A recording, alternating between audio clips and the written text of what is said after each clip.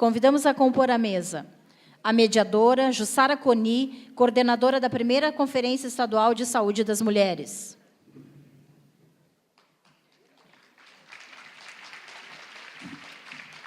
Jussara é farmacêutica, mestre em ciências farmacêuticas e servidora aposentada da URGS.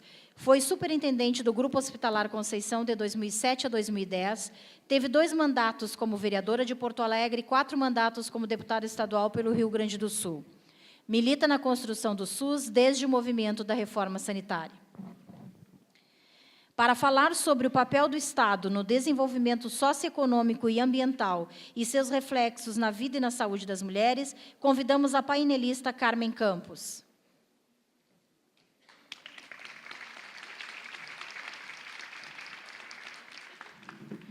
Carmen é doutora em Ciências Criminais pela PUC, do Rio Grande do Sul, mestre em Direito, Programa Saúde Reprodutiva da Universidade de Toronto, professora do Programa de Mestrado em Direito da Uniriter. Integrou a TEMES, Rio Grande do Sul, e foi coordenadora do CLADEM Brasil.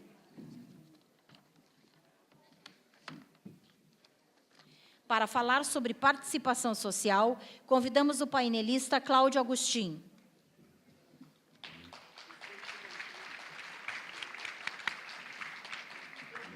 Cláudio Agustin é economista e sociólogo, presidente do Conselho Estadual de Saúde e presidente da primeira Conferência Estadual de Saúde das Mulheres. Passamos a palavra para a mediadora do painel, Jussara Coni. Alô, alô. Bom, agora já boa tarde, então. Esse é o nosso último painel. Estamos bravamente resistindo. Essa nossa conferência já se revela como uma conferência de sucesso pelas nossas painelistas anteriores, pelo que também nós vamos ter nessa mesa, todas as painelistas convidadas e imediatamente assumidas pela coordenação da nossa conferência, pelo valor de cada uma já demonstrado aqui durante o dia que nós passamos e estamos chegando ao final desse dia. Nós vamos ter aqui conosco a Carmen Campos e o nosso presidente, Cláudio Agustin. Quero justificar as outras painelistas. A Salma Valêncio, ela teve um acidente hoje.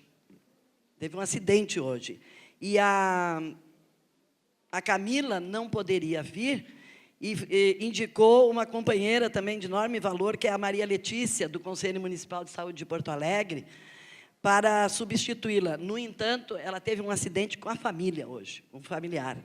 Por isso que nós não estamos com essas 2 bravas companheiras importantes aqui para contribuir com essa nossa mesa. Mas estamos aqui com o nosso presidente do Conselho e estamos aqui com a Carmen Campos. Acho que daremos conta, e muito bem, com vocês 2 desse painel. Conversando com os 2, a ideia de que a gente tenha, no máximo, 20 minutos, né? Porque nós já estamos no horário para também dar a oportunidade de todas fazerem as perguntas, falarem mais do que perguntas, suas intervenções. Eu acho importante situar esse tema dentro da seguinte perspectiva, que acho que já discutimos bem hoje, mas sempre lembrando, a nossa Conferência Nacional, para a qual nós estamos nos preparando nesse momento, ela é parte decisiva, a Conferência Nacional, a Carmen Lúcia, que ela gosta que diga, a Carmen Lúcia, a presidente da nossa conferência. Eu acho que nós somos uma conferência que estamos sendo muito prestigiada, porque a Carmen Lúcia vai ficar os 3 dias aqui conosco. Então, vocês a usem bastante, conversem e tal, porque é de uma experiência e vai ser a nossa receptora dos delegados lá em Brasília. Mas, dentro dessa questão da resistência, essa conferência é parte decisiva da resistência a todas as formas de retrocesso, de violência e de perdas de direitos, no momento histórico que nós estamos vivendo. E não são dádivas essas conquistas, mas são fruto de anos e anos de lutas de unidade das mulheres, dos trabalhadores e do povo brasileiro. Então, fazer essa ligação que nós temos aqui, o papel do Estado no desenvolvimento econômico, social, ambiental, político e a participação social é estratégico para a compreensão dessa conferência e de tudo que amanhã nós também vamos decidir nos grupos. porque ocorre no momento de uma gravíssima crise política, econômica e institucional no Brasil, de desmonte de políticas públicas. Eu vou ficar aqui só no SUS, né? Mas no desmonte também de conquistas históricas, sob o ponto de vista trabalhista, previdenciário, de políticas sociais, de liberdades democráticas, que passaram pelo processo da Assembleia Nacional Constituinte. O nosso contexto é um contexto... Houve nesse país, na institucionalidade, um golpe de executivo, legislativo, parcela do judiciário e com apoio midiático, que empurrou a nossa nação para um impasse. Nós hoje estamos com um país conflagrado, regido pela instabilidade, exposto à corrosão de uma crise que se amplia e agrava a crise institucional. É nesse momento que nós estamos participando de um processo histórico da segunda Conferência Nacional e da primeira Conferência desse Estado, para evitar, para tentar barrar, para resistir a uma nova ordem conservadora que visa sepultar o pacto constitucional de 1988, que é a Constituição. Pode não ser a melhor do mundo, mas é a Constituição que, naquele momento, garantiu direitos humanos, garantiu liberdades democráticas, garantiu a perspectiva de um Estado democrático de direito. É disso que se trata. Então, eu creio que esse nosso painel, aos nossos palestrantes, ele é um painel decisivo, e eu trago essas reflexões, porque é à luz da realidade objetiva do processo histórico que nós vamos, todas e todos, dar a nossa contribuição no processo da segunda Conferência Nacional de Saúde das Mulheres, em pleno, como fizemos na década de 80, na 8ª Conferência, os remanescentes da 8ª Conferência, agora são novos atores, novas atrizes da luta social, que chegam 30 anos depois. Mas como se fez lá, nas lutas e demandas, em pleno processo de redemocratização da nação brasileira. Nós estamos vivendo necessidade, também nesse momento, de redemocratizar essa nação e garantir as conquistas históricas dos homens e das mulheres. E aqui nós temos, todos que são delegados aqui, eu não tenho dúvida, e delegadas principalmente, são fruto de um processo de inserção na luta política, econômica, social e cultural da nação brasileira. Dizendo isso, então, começamos com a Carmen, que vai nos trazer exatamente essa temática importante do papel do Estado para o nosso desenvolvimento. Obrigada. Obrigada, Jussara. Boa tarde a todas e todos. É um prazer muito grande estar aqui. Eu queria inicialmente agradecer o convite que me foi formulado pela minha querida amiga Márcia Camarano e a organização dessa conferência.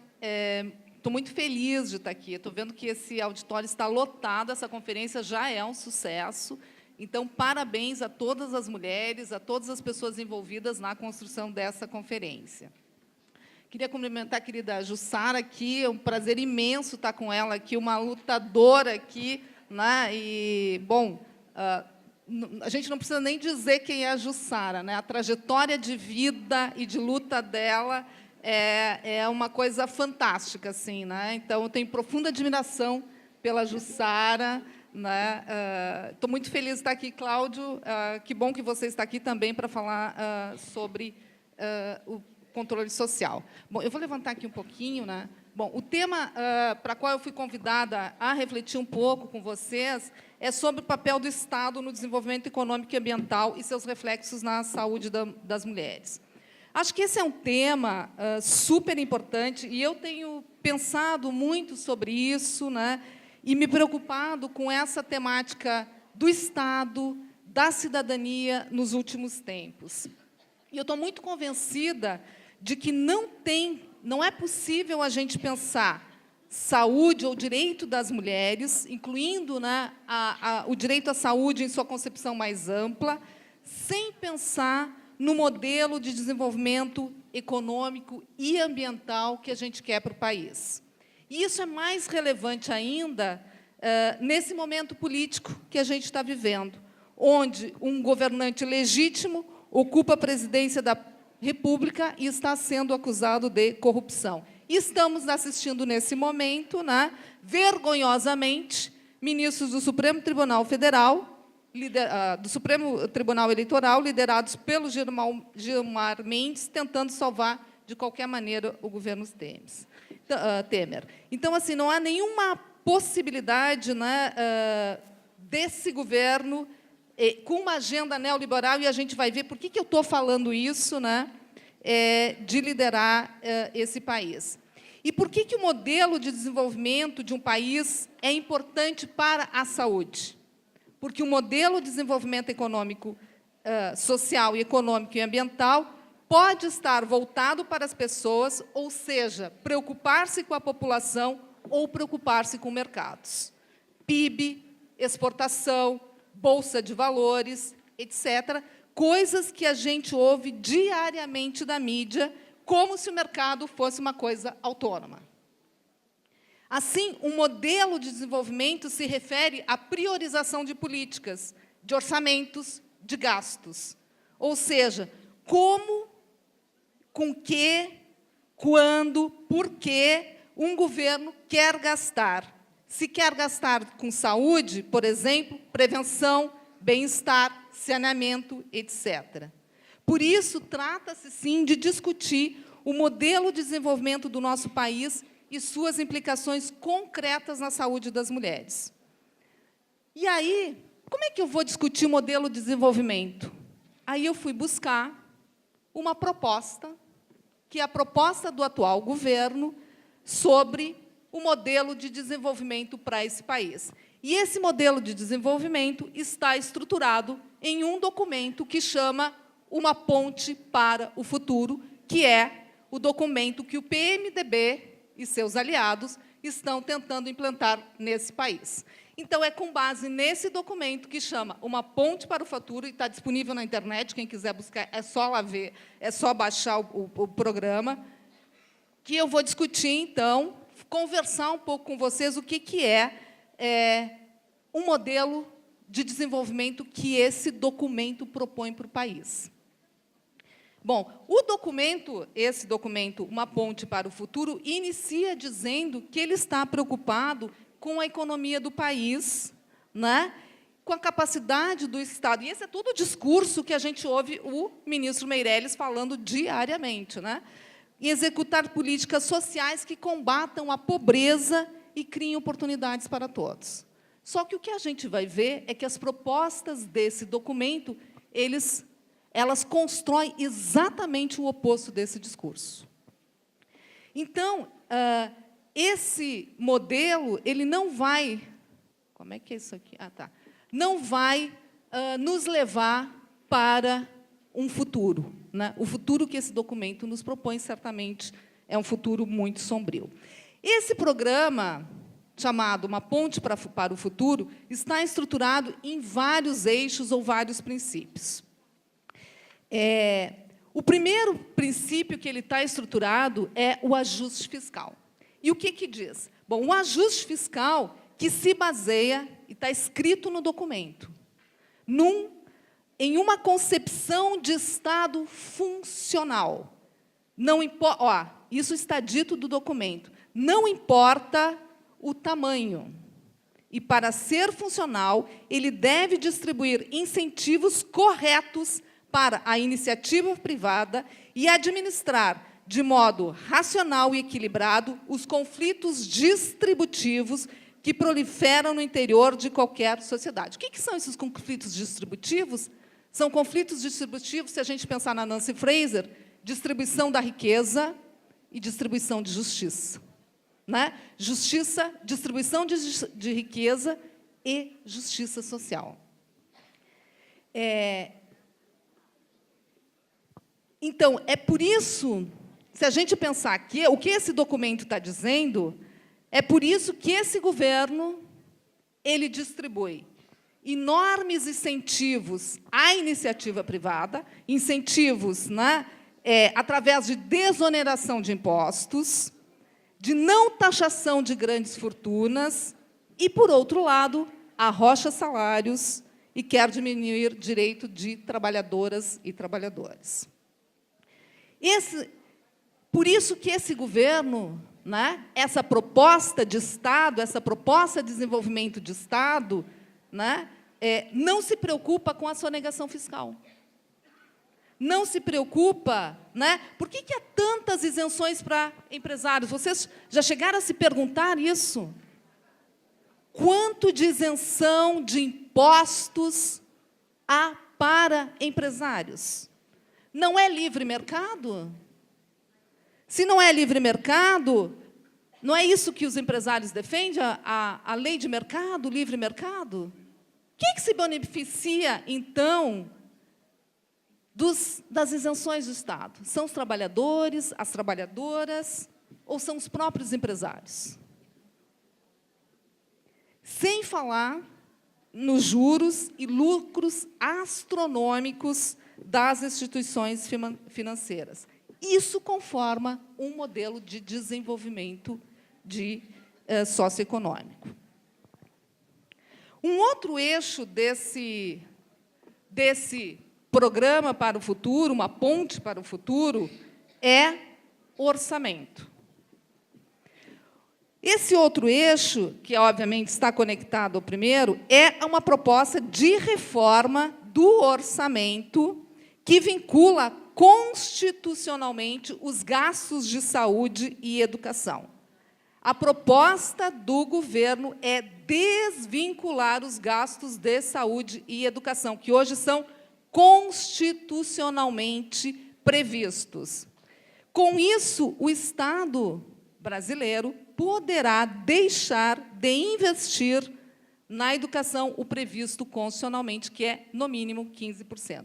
E o que diz? Está lá no documento. O que diz?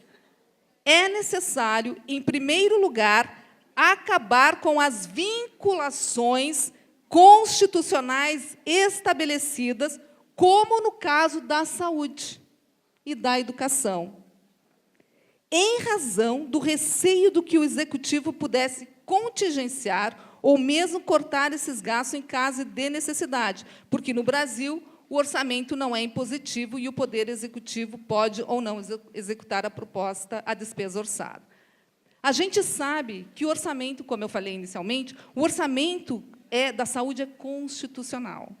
Está previsto no artigo 128, parágrafo 2º, inciso 1º do artigo 128, um percentual mínimo de 15%. Então, para fazer esta proposta, tem que mudar a Constituição. E o que esse governo está fazendo? Trabalhando para mudar a Constituição e acabar com esta vinculação constitucional de aplicação de 15% na saúde.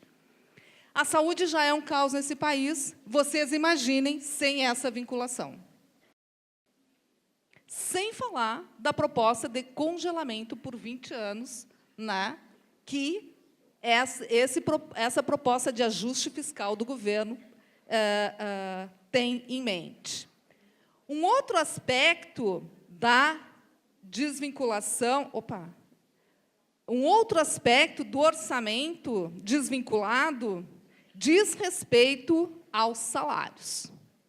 O plano do governo Temer e seus aliados é desvincular também os salários. O que diz o plano? Com o fim dos reajustes automáticos, o parlamento arbitrará, em nome da sociedade, os diversos reajustes conforme as condições gerais da economia e das finanças públicas. Então, vocês imaginem esse governo e esse parlamento arbitrando, supostamente arbitrando, os reajustes salariais. Não vai ter, né?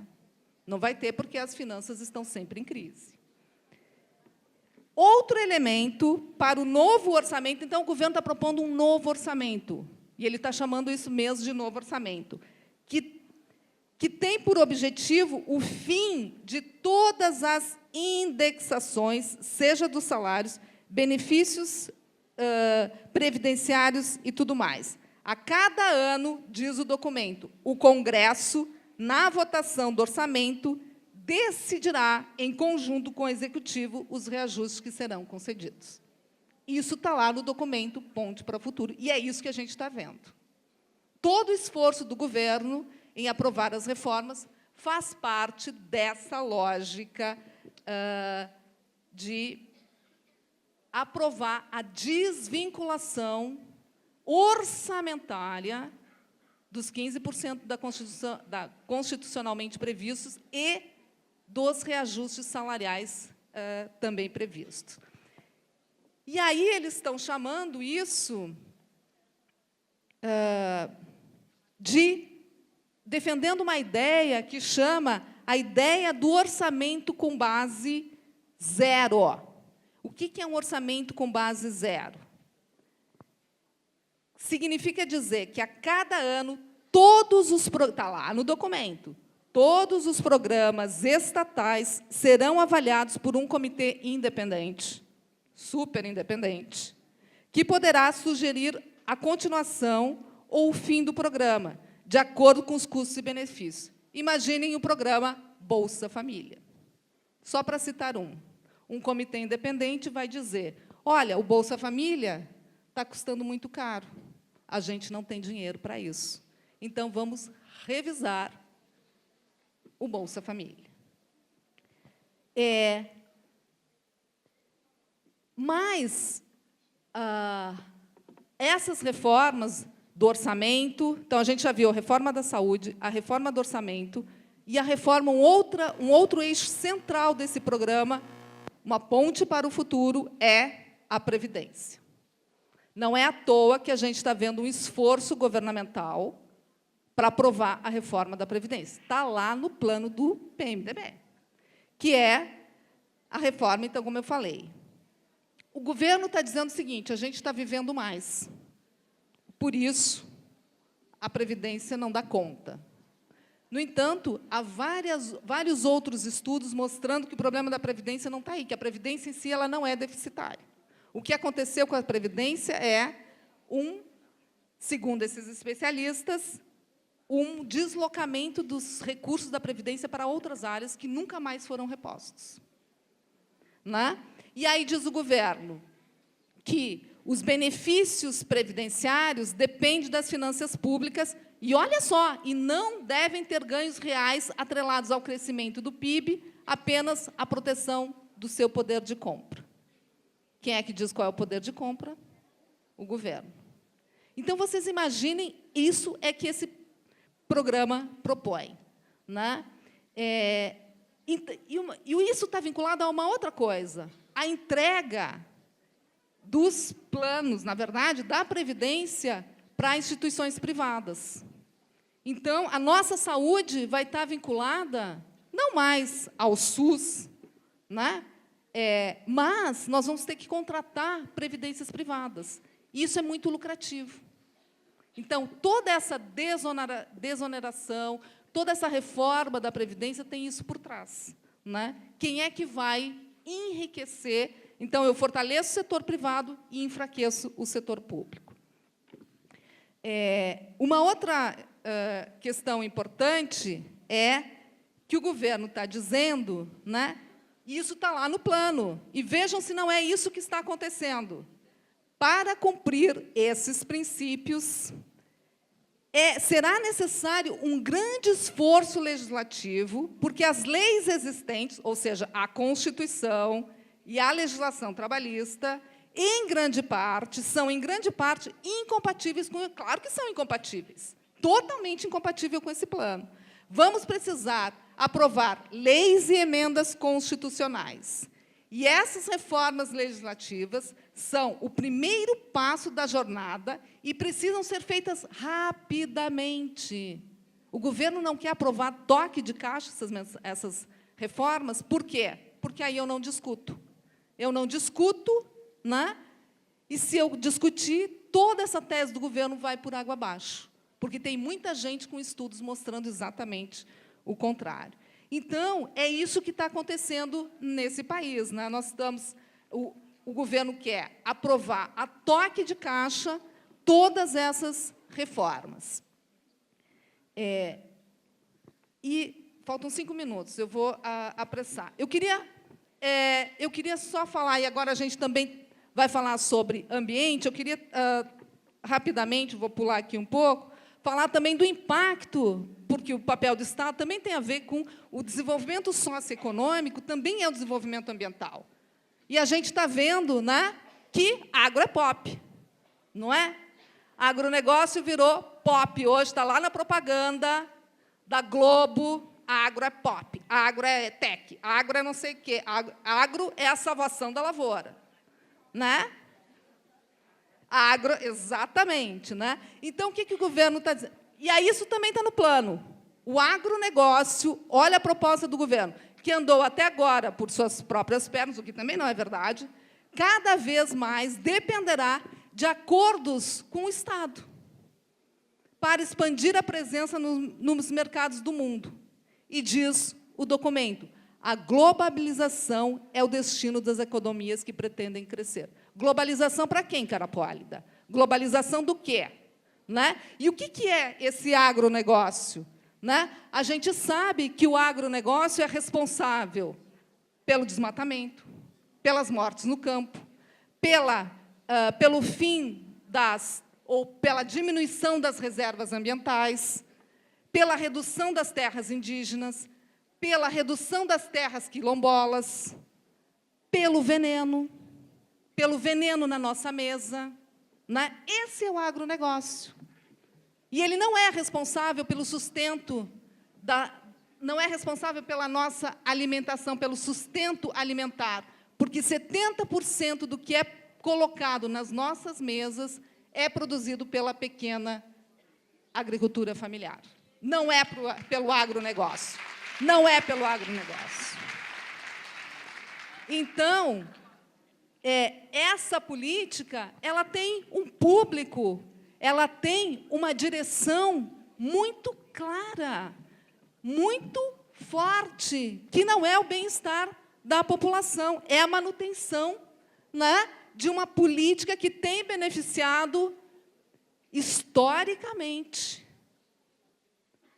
as grandes empresas, os grandes conglomerados, o agro-pop, né?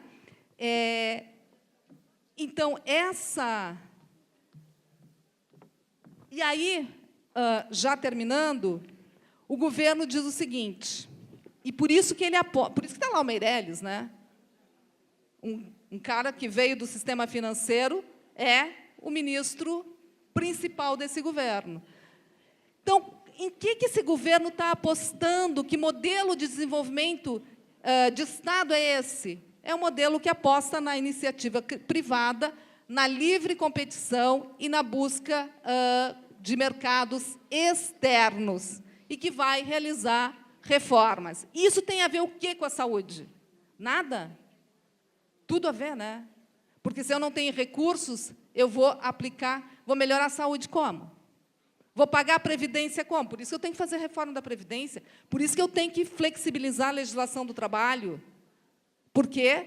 Porque o meu modelo de desenvolvimento é um modelo que privilegia o capital, e não o trabalho, e não as relações de trabalho, e não, portanto, a saúde. Né? E aí, para terminar, eu só vou citar alguns princípios que estão também no documento.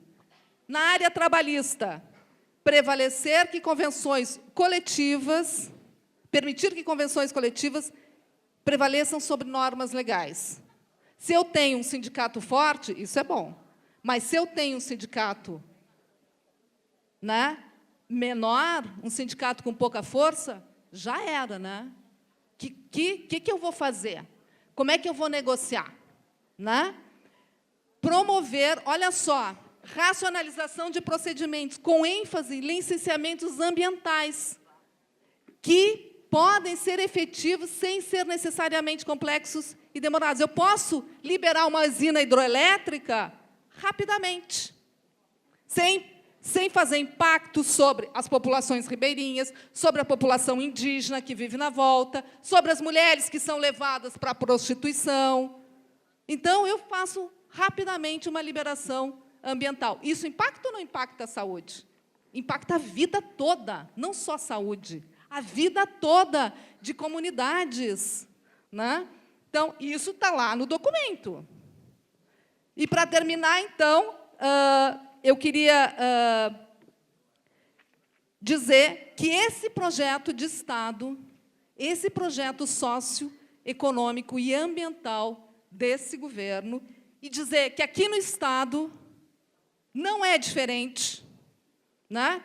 O governador Sartori está lhe dizendo aqui é diferente. Bom, hoje é diferente, né? Certamente ele quer se desvincular do governo Temer, né? Mas ele está propondo a mesma privatização. E tem uma parte do documento que fala na privatização da Petrobras. Nós vamos vender a Petrobras a preço de banana logo, logo. Está lá no documento. E aqui nós vamos querer, né, privatizar empresas estatais para pagar o rombo. Quem é que fez esse rombo? Os grandes salários dos servidores públicos e, obviamente, os projetos sociais, não é? Então, deve ter sido isso, né? É isso que o governo diz, né? Salários altíssimos dos servidores públicos, os programas sociais desenvolvidos pelo governo. Imagino que seja isso, né? Bom, então, tempo esgotado. Então, esse modelo não serve para a saúde das mulheres, não serve para uma relação de solidariedade, não serve para um mundo que a gente quer, né? Não serve, ele não nos é saudável em nenhum aspecto. E é por isso que eu quero terminar com uma foto dos anos 80, né, que dizia: exigimos nossos direitos, eleições diretas. Eu acho que é isso. Fora Temer e eleições diretas já.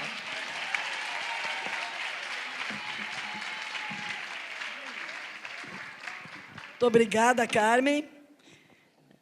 Aquela foto ali me traz lindas recordações, porque a luta é linda, principalmente quando as mulheres estão nela. Bueno. Agora vou passar, então, para o nosso presidente do Conselho.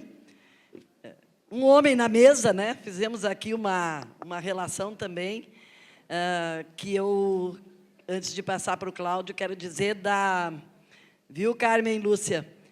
Carmen Lúcia, quero dizer do significado do Conselho Nacional ter chamado também os homens a essa participação, porque o homem não é nosso inimigo.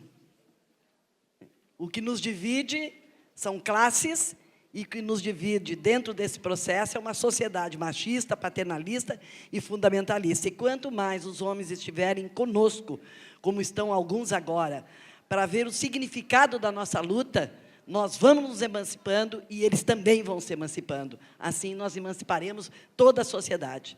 Então, eu acho que eu queria deixar isso claro, né? Queria deixar essa minha percepção, né, do movimento feminista, do significado de nós termos homens aqui nessa luta, né, no momento em que passo a palavra para o Cláudio Agostinho, que é presidente do nosso conselho.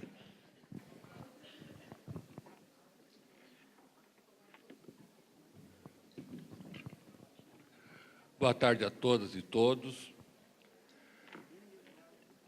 Eu entrei nesse painel, como a Jussara já disse, por falta de duas painelistas. Falar sobre a participação social e o controle social é algo muito sério. E nós temos, na Constituição Federal, a exigência da participação social do SUS. É a única Constituição do mundo que estabelece esse princípio. E esse princípio nós temos o dever de lutar para manter. Nós temos hoje uma estrutura de conselhos e de conferências. Boa parte dos nossos conselhos não funcionam de forma adequada. Boa parte das nossas conferências não tem as suas deliberações implementadas pelos gestores. Isto mostra o grau de atraso que nós temos na democracia deste país. Se nós temos problemas democráticos, eles se aumentaram muito com os últimos acontecimentos, com impeachment sem crime de responsabilidade e com ataque aos direitos de toda a ordem. Hoje, a participação do controle social nas deliberações fica muito aquém do que a própria legislação o diz. Quantos conselhos municipais de saúde discutem o orçamento antes de ele ir para a Câmara, para a Assembleia ou para o Congresso Nacional? Quantos conselhos conseguem discutir a LDO antes de ir para o parlamento? Ou mesmo, quais os conselhos que conseguem aprovar os planos municipais, estadual e nacional de saúde antes de estar efetivamente pronto e acabado? Se nós não temos essas questões básicas, aonde está a democracia? Porque nós não podemos esquecer que o SUS não é uma política de governo, é uma política de Estado. Tá? Isso escrito na Constituição de 88.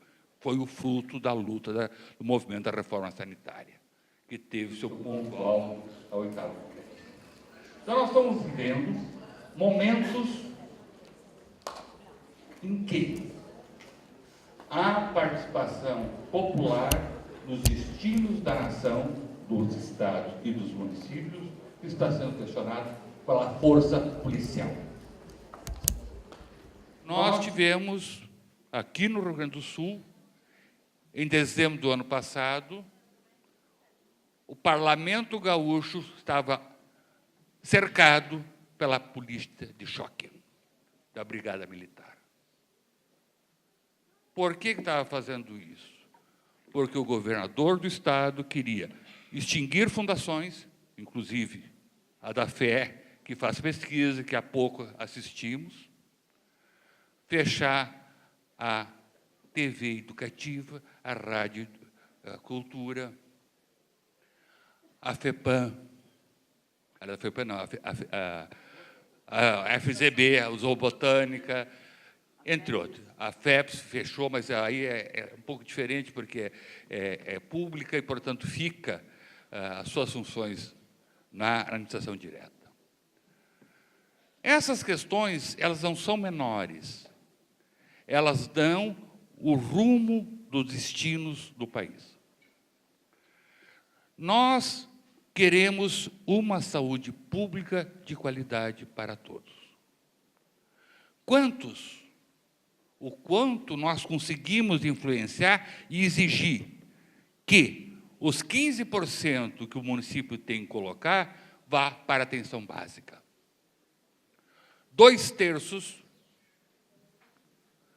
da atenção básica no Brasil é trabalho precário, terceirizado e privatizado.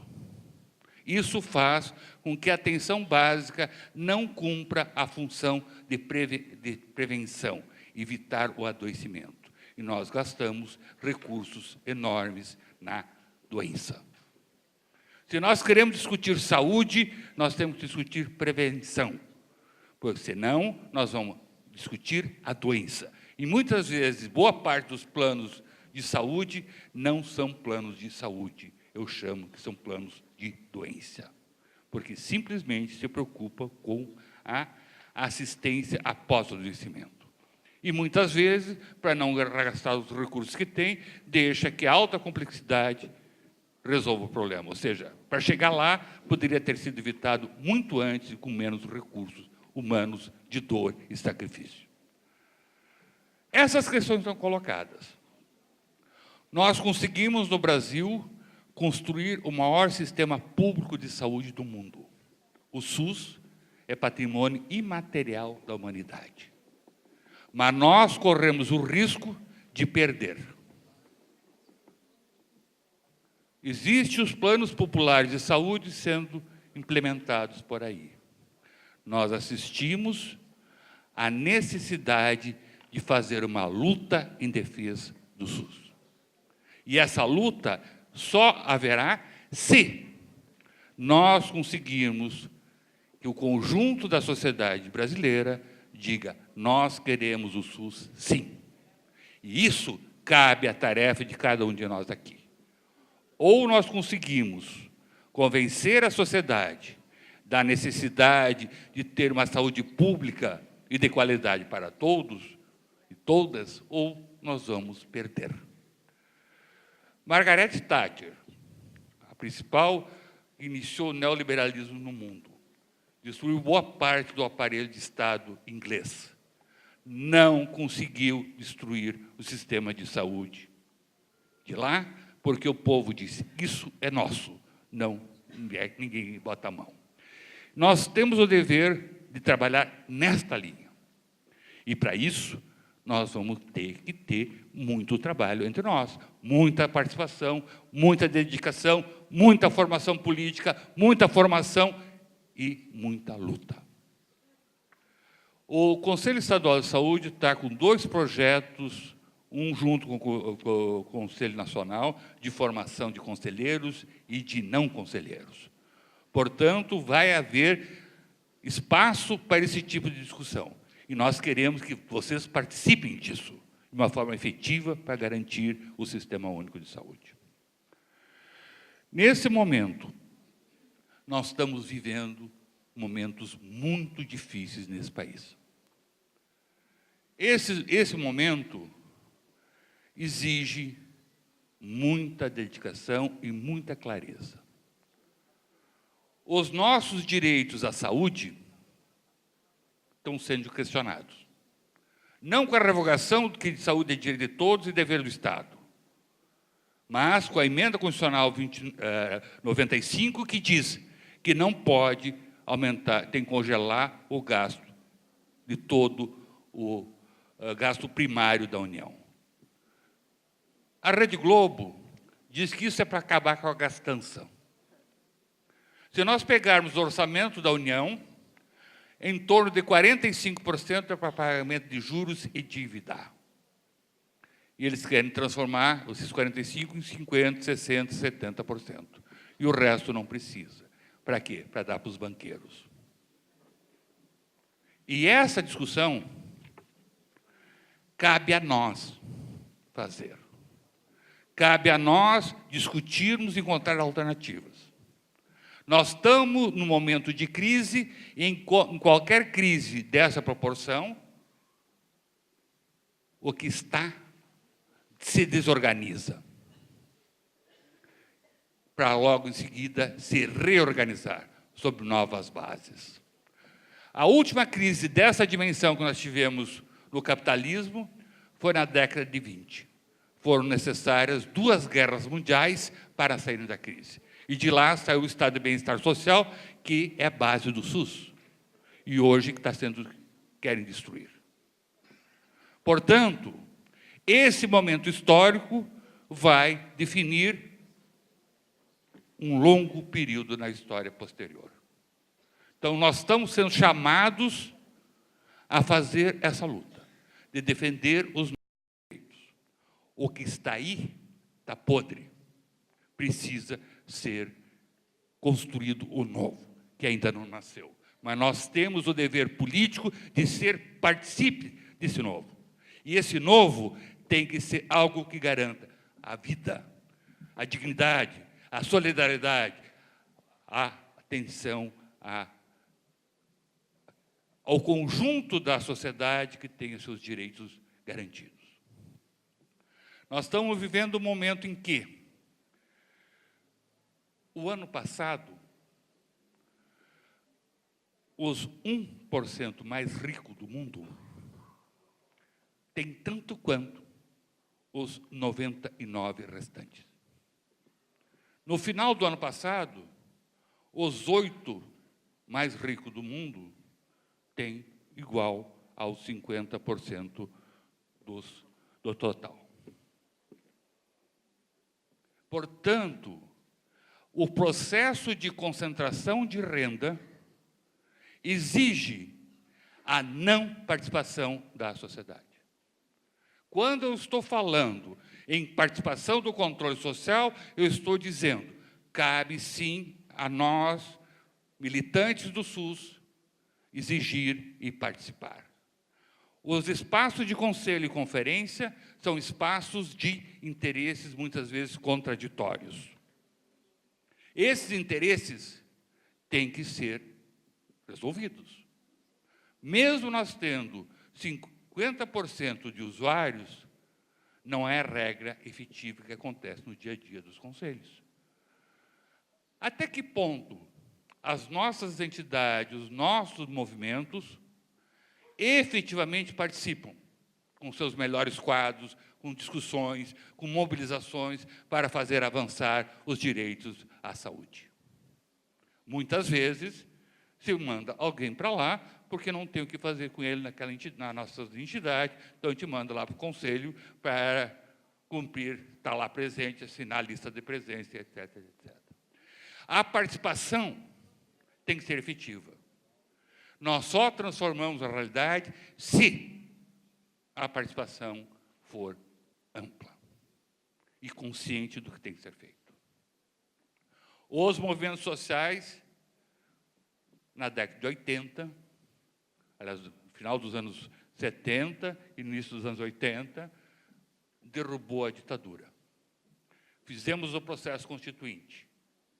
Hoje, boa parte dos movimentos sociais estão cooptados e transformaram em apêndices de governos. Isso faz com que a perda de autonomia enfraqueça o movimento. Portanto, é um momento histórico de repensar muitas das nossas práticas e encontrar soluções para garantir a efetiva representação dos setores sociais. Hoje, a participação do conjunto da sociedade é necessário. Nós não podemos nos calar. Nós temos que fazer as discussões, temos que encontrar caminhos e transformar esse país. A crise das finanças públicas não tem nada a ver com o gasto disso ou daquilo. Tem a ver com o processo de concentração de renda do grande capital, em especial o financeiro. O Estado do Rio Grande do Sul, só para ter um exemplo, tem uma receita de 30, eu estou botando números redondos, de 30 bilhões ano. Concede de benefícios fiscais mais de 15. Só para o agronegócio, que é a exportação da soja, com a Lei Candir, o Estado deixa arrecadar quase 8 bilhões, 7 uns quebrados. Os outros 7 e tanto é benefício para aqueles setores que muito pouco contribuem para o Estado. GM, Souza Cruz, Coca-Cola, Brahma, etc. Portanto, o que nós temos que começar a fazer é discutir como que nós vamos organizar a resistência aos golpes que estamos sofrendo e garantir um SUS de qualidade para todos. Nesse momento, é necessário a unidade do conjunto da sociedade, em especial dos trabalhadores, para dizer não aos ataques. E termino de uma forma muito parecida com a Carmen disse. É necessário, sim, eleições diretas já. Obrigado.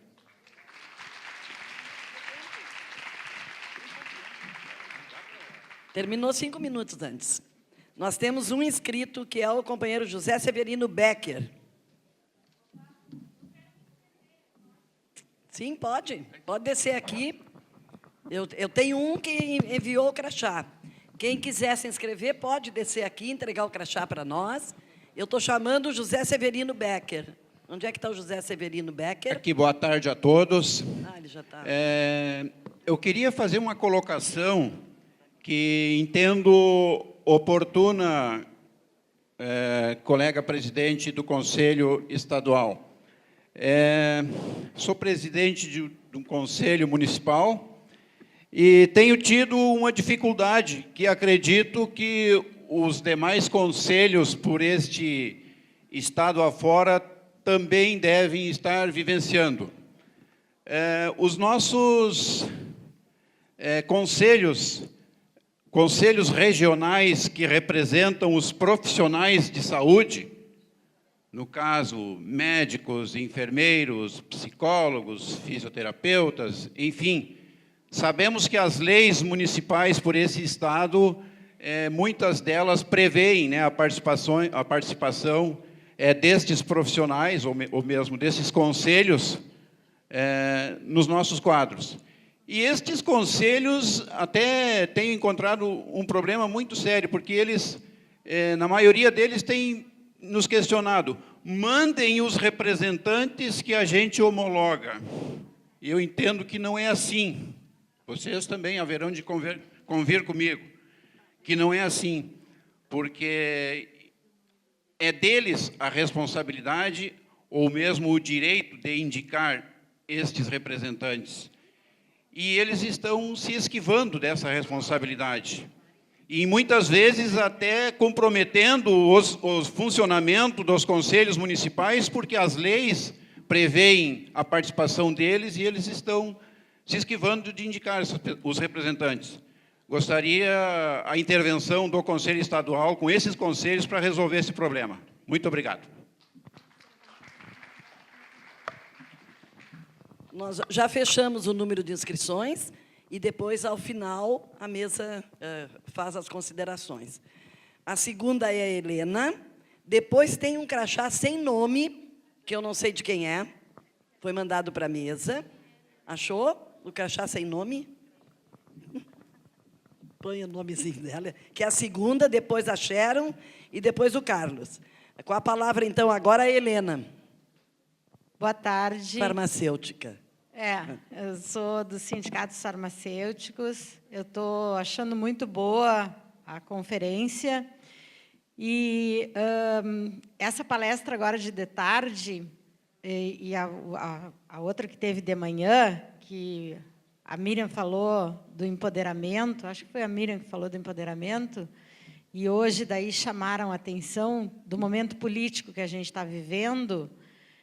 Eu acho de extrema importância a gente se empoderar para lutar pela nossa saúde. E é o que a gente está discutindo aqui, a saúde das mulheres.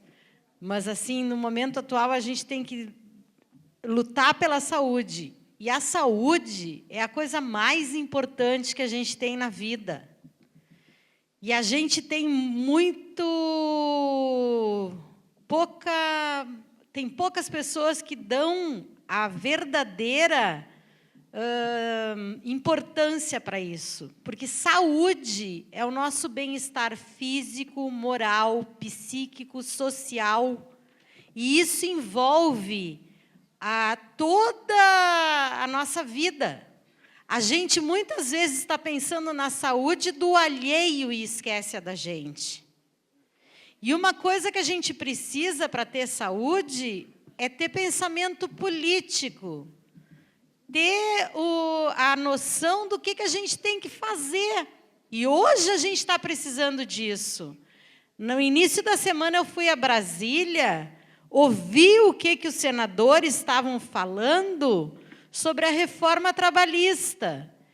E eu faço isso dentro do meu cotidiano porque eu vejo que eu preciso disso para amanhã, para hoje e para amanhã. E o que a gente está fazendo aqui é pensando no hoje e no amanhã.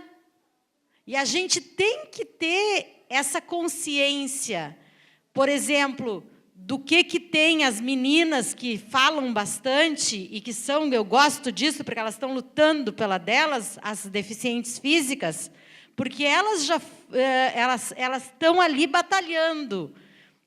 E, por exemplo, as negras, as indígenas, as moradoras de rua, as transexuais, as lésbicas e todas outras. A gente tem que ter isso, e se a gente começar a ficar chata, Daqui a pouco isso vai passar, todo mundo vai começar a discutir. E isso é importante. Quando, como é que se diz, eu sinto que as pessoas elas não gostam de política. E vão indo embora, vão esvaziando, porque não era isso que eu queria falar. Mas isso é onde vem o que vai te dar, como é que tu vai conseguir. Porque através da política, das leis, é que a gente vai conseguir fazer alguma coisa.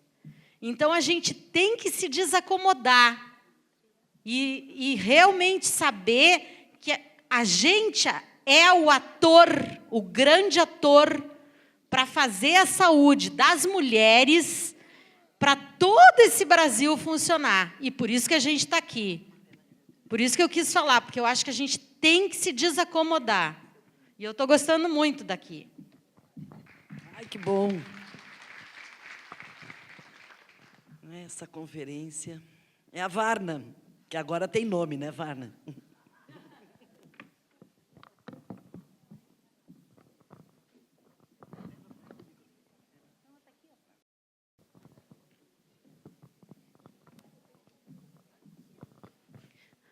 Boa tarde, eu sou Varna, sou delegada pelo município de Porto Alegre. Eu também estava esperando, inclusive, esse tema da palestra, né? E realmente gostei muito de ouvir e me vi na obrigação de me manifestar. Na verdade, vou falar de duas coisas um pouco diferentes, mas acho que tem que ser ditas aqui. A questão do papel do Estado no desenvolvimento socioeconômico e ambiental e seus reflexos na vida e na saúde das mulheres. Eu queria dizer que, como defensora da agricultura ecológica, da agroecologia e como consumidora, né, de alimentos orgânicos, eu achei fundamental que esse tema tenha vindo forte, né, para as conferências de saúde, porque o que a gente coloca pela boca, né, ou é saúde ou não é. A gente tem que fazer uma escolha, né? Só que essa escolha não é só na questão do consumo dos alimentos. A gente sabe que a agricultura, o agronegócio está se expandindo, está acabando com a biodiversidade, acabando com territórios de comunidades tradicionais, mas a gente também sabe que a gente precisa ter uma força e de ampliar essa produção agroecológica. Aqui deve ter muitas pessoas do interior, né, que tem muito mais espaço para plantar do que aqui em Porto Alegre, onde a gente defende a manutenção de 8% do território, né, que se conseguiu reverter como zona rural, né, e que tem muito ainda por conquistar e muito por construir. Mas, então, a minha fala é essa de que a agroecologia ela tem o quê? Ela tem uma diversidade de alimentos que, historicamente, nós consumíamos e não consumimos mais. E nós perdemos saúde, substituindo por outros alimentos, por um número pequeno de itens. Então, isso também tem que ser refletido para a questão da saúde relacionada a esse tema. E outra coisa também importante que eu queria colocar, quando fala no papel do Estado, hoje o que se vê, talvez seja uma coisa um pouco minha, mas acho que a gente deveria refletir sobre isso, que profissionais que trabalham com agricultura, as universidades, principalmente as públicas, estão formando, porque as universidades públicas são formadas com recursos públicos. Então, esses profissionais, eles têm que saber trabalhar mais a questão da agroecologia e os desafios que a agroecologia coloca. Porque senão nós vamos formar profissionais que não sabem, muitas vezes, trabalhar, ou não querem, ou não estão convencidos, ou sensibilizados para trabalhar esse tipo de modelo de desenvolvimento, e então estamos pagando duas vezes a conta, né? É isso que eu queria também trazer para a discussão, né, do papel do Estado, que isso fosse refletido também, que esses profissionais também, isso a gente também tem que começar a pensar. E uma outra coisa que eu não quero deixar, teria muitas coisas, mas uma outra coisa que eu não quero deixar de manifestar aqui, na conferência de Porto Alegre, a gente tentou levar isso com bastante preocupação, porque a gente está passando isso na região aqui, não é só no município, a questão das pescadoras profissionais artesanais, né? E que é uma questão que não é só delas, é das famílias, né? Que também a gente entende que o Estado tem um papel na questão do desenvolvimento e na saúde delas. Por quê? Porque hoje a gente sabe que o meio ambiente está muito degradado. Então, é cobrada a conta de alguém, só que ela é cobrada, geralmente, do mais vulnerável, ou em situação mais vulnerável. O que acaba com a diminuição, por exemplo, dos peixes nos rios? Tem pesca industrial, tem o turismo e o esporte náutico, tem mansões na volta, muitas vezes, das áreas de pesca, dos territórios de pesca, tem, muitas vezes, exploração de areia. Só que de quem é cobrado? É cobrado do pescador artesanal, do mais vulnerável, que quando só tinha ele lá pescando, será que o ambiente estava degradado?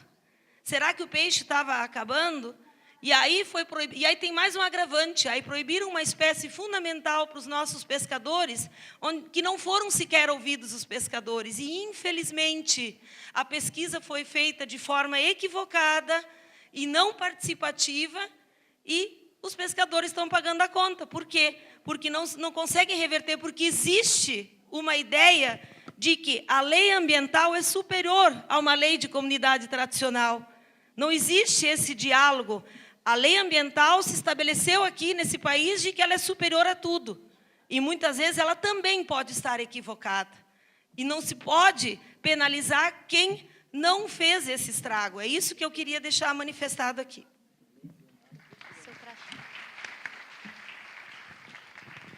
A Sharon. Boa tarde a todas e a todos. O meu nome é Sharon, eu sou enfermeira de Estratégia de Saúde da Família de Santa Maria, delegada pelo município.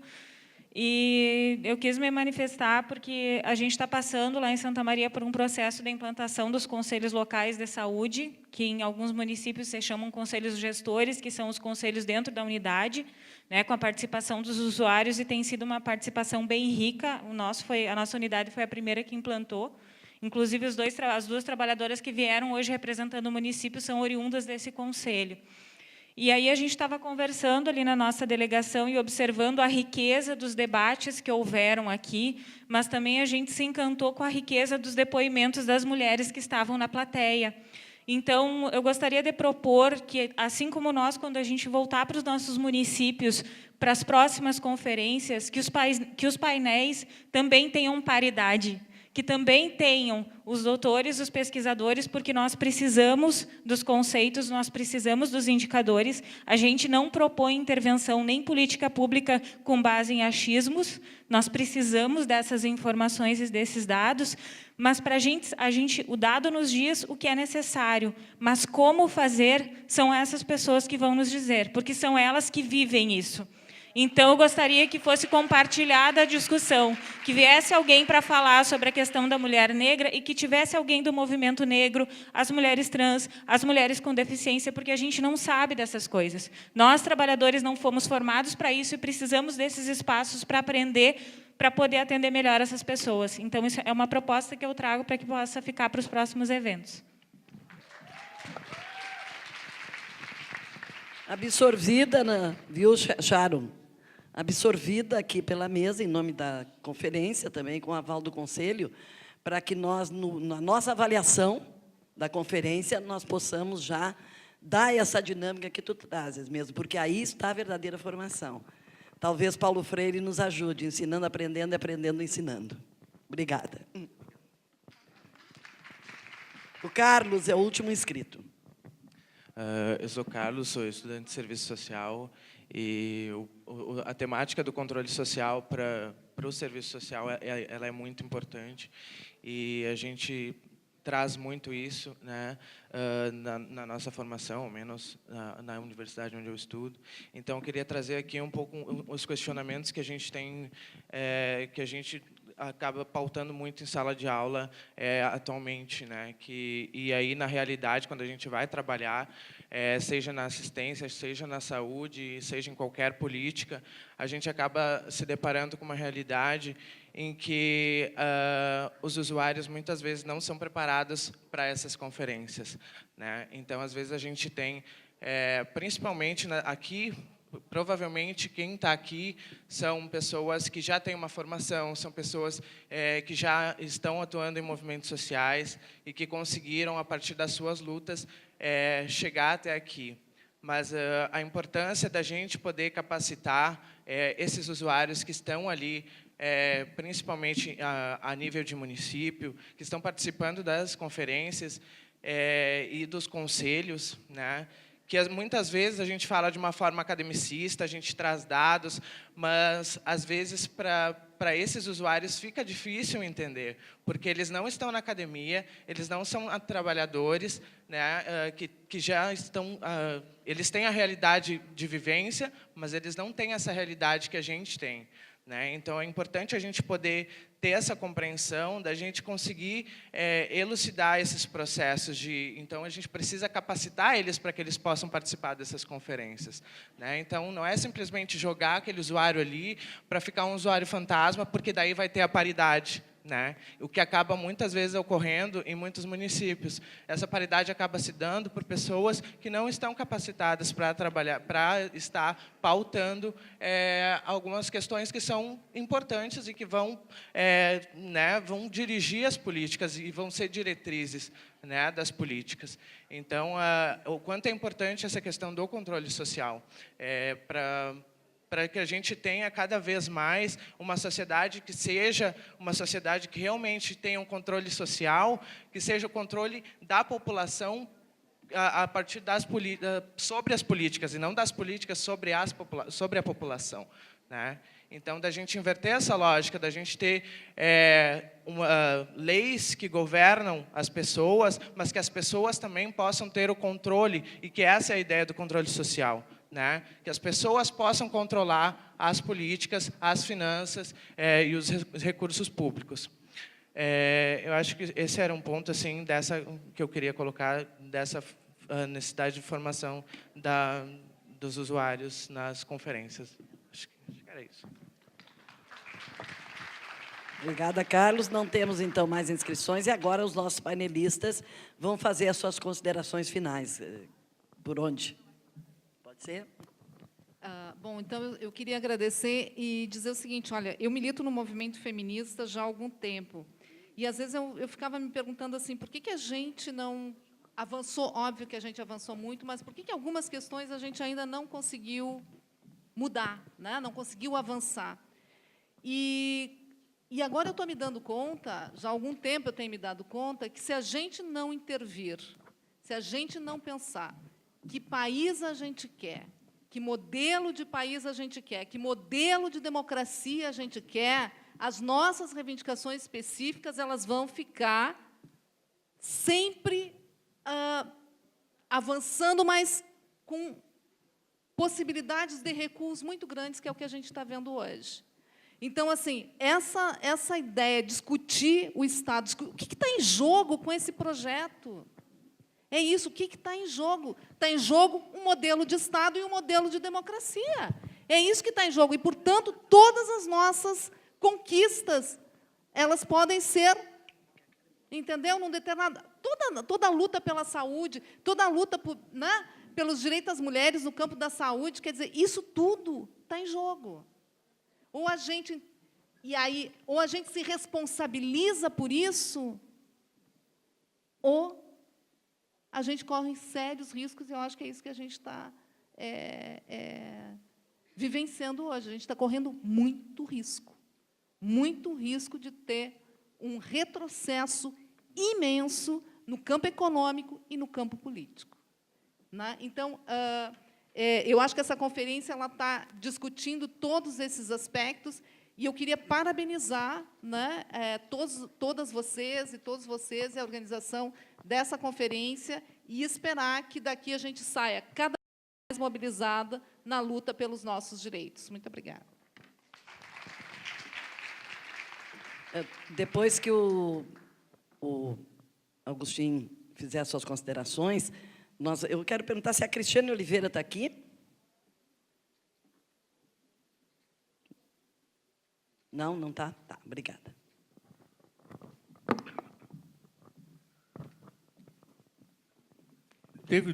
Tiveram duas questões muito específicas dirigidas a mim. A primeira dos conselhos profissionais. Muitas leis de conselhos, inclusive a lei do Conselho Estadual de Saúde, nominam entidades. Isso é um erro, além de ser ilegal. Que uma lei não pode dizer quem representa parte da sociedade.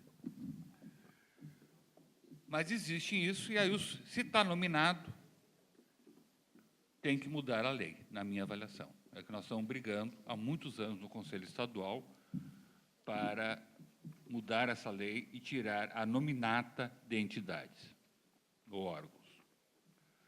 No caso concreto, pode e deve ter representações de trabalhadores em saúde, né? Isso é o que diz tanto a legislação federal, as leis, quanto as regulamentações do Conselho Nacional de Saúde.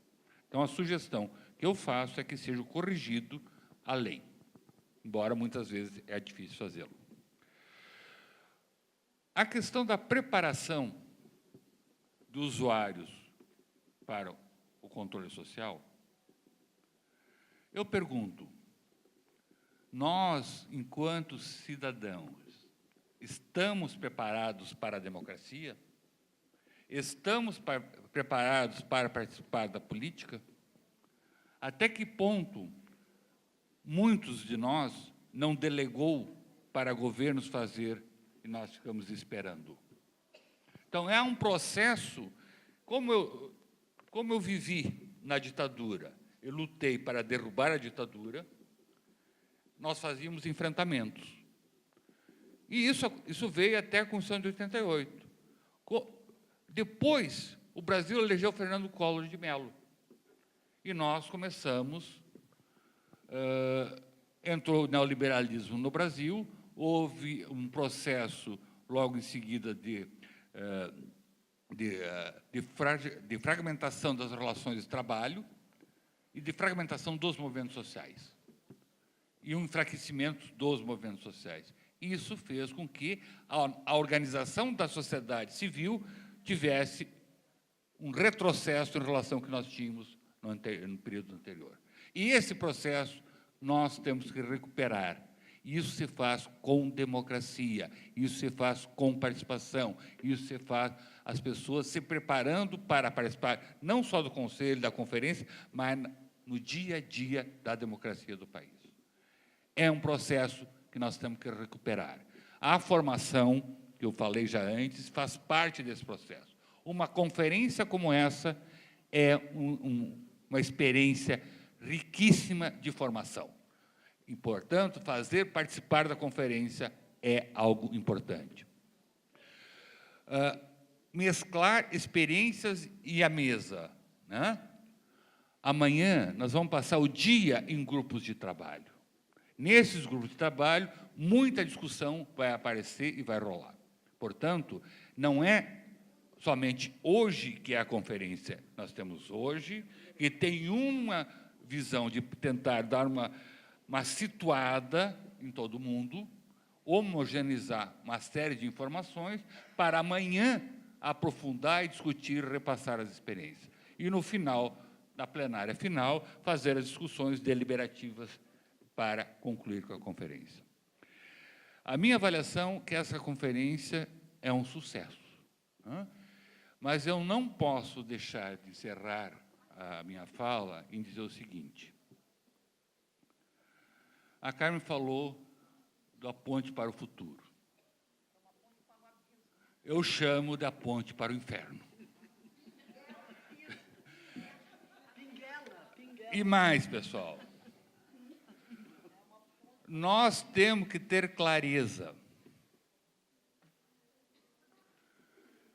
que o que está acontecendo no país é um processo de concentração de renda e poder.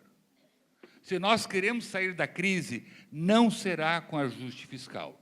Nenhum país do mundo saiu de crise com ajuste fiscal. Os que crescem é porque distribuem renda e poder. Essa é a nossa tarefa. Isso só se faz com o povo na rua. Um abraço a todos e até amanhã.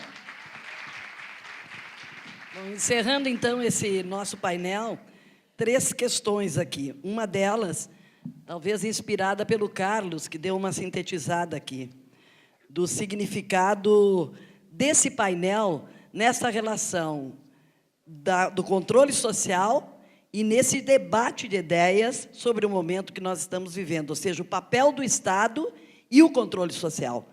E eu acho que o Carlos fez uma síntese interessante aqui, sob o ponto de vista do fortalecimento e da construção e da formação e capacitação dos conselhos, exatamente para que eles exerçam o seu controle sobre as políticas públicas, e não ao contrário, né? As políticas públicas ou o Estado, através das políticas públicas, terem o controle sobre a população. Eu acho que foi uma boa síntese.